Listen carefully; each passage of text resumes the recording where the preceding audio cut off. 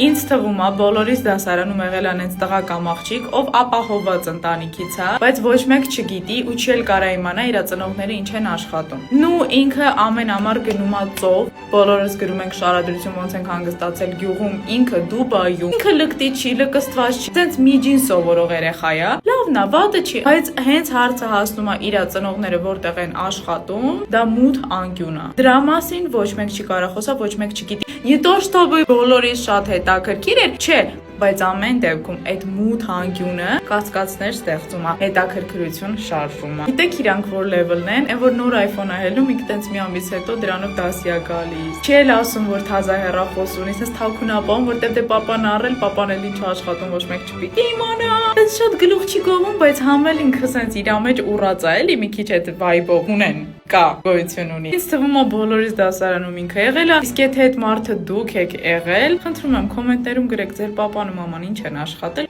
Bye։